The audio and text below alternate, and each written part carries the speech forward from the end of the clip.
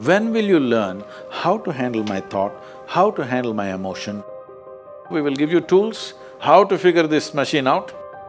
Whatever the issue, we'll do our best. But this should not be the issue.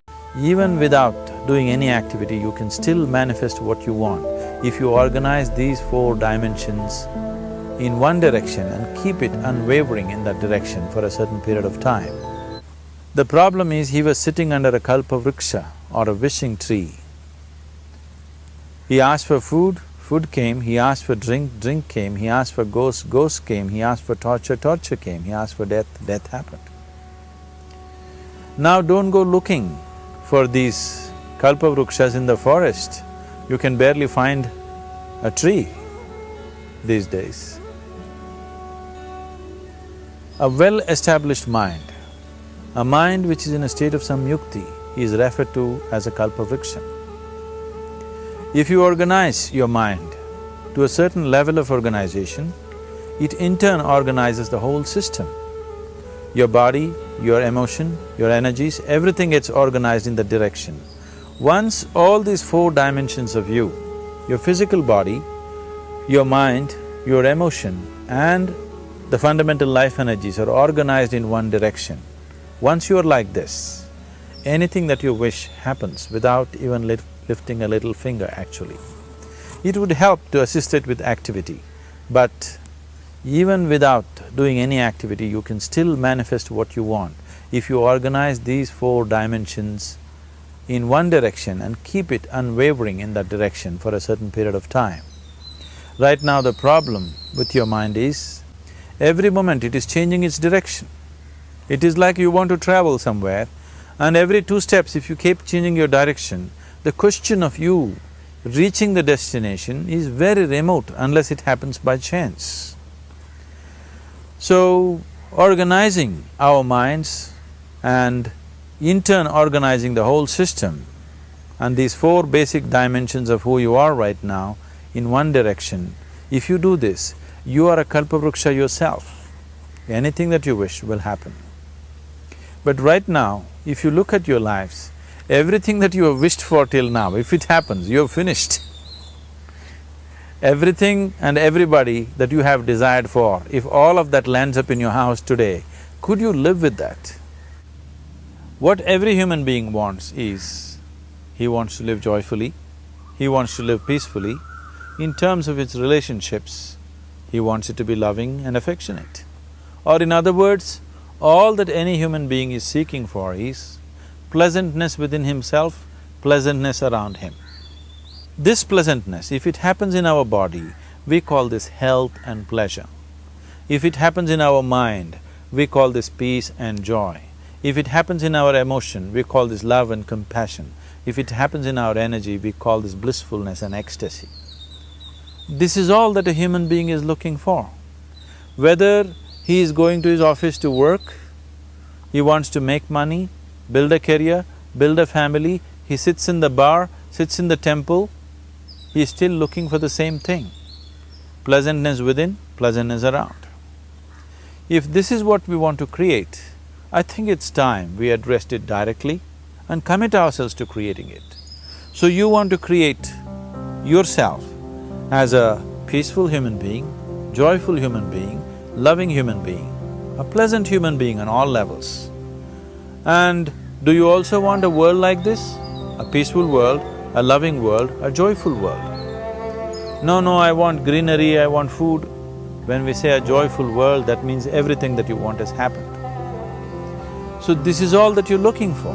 So all that you need to do is commit yourself to creating it, to create a peaceful, joyful and loving world, both for yourself and everybody around you. Every day in the morning, if you start your day with this simple thought in your mind, that today, wherever I go, I will create a peaceful, loving and joyful world. If you fall down 100 times in the day, what does it matter? For a committed man, there is no such thing as failure. If you fall down 100 times, 100 lessons to be learnt. If you commit yourself like this to creating what you really care for, now your mind gets organized. Once your mind gets organized, the way you think is the way you feel, your emotion will get organized. Once your thought and emotion is organized, your energies will get organized in the same direction. Once your thought, emotion and energies are organized, your very body will get organized.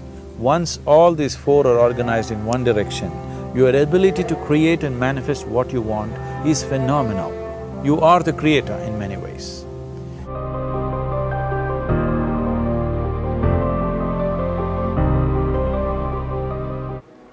Right now it's me versus the universe.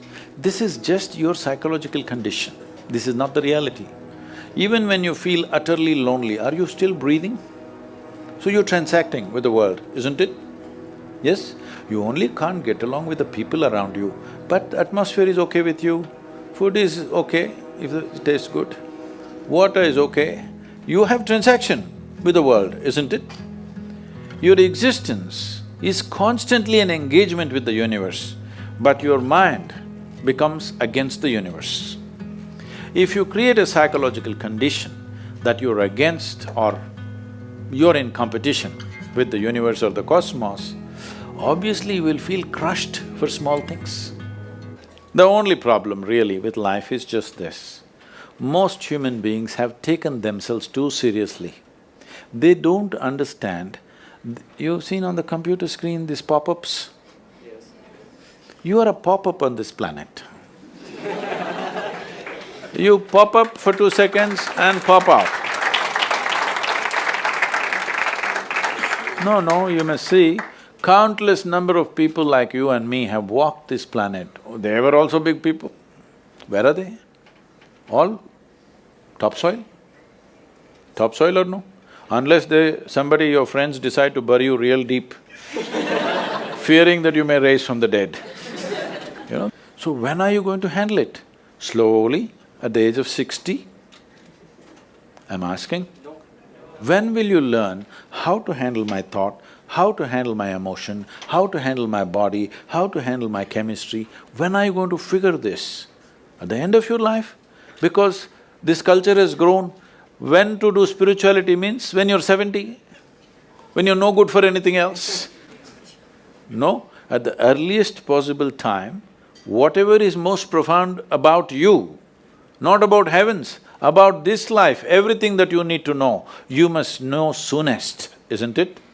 Only then you will live a sensible life. People think relationships are all about love. No, relationship is an enormous amount of management. If you don't manage it, it will die. Most love affairs are like this, only first few days it is joy, after that only anxiety.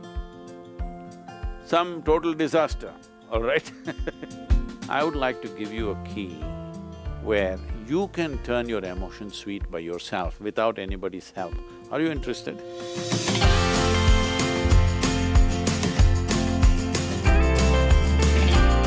See, there is something called as love and there's something called as a relationship, all right? Relationship happens between two people. That's a different matter, it's a transaction of a certain nature.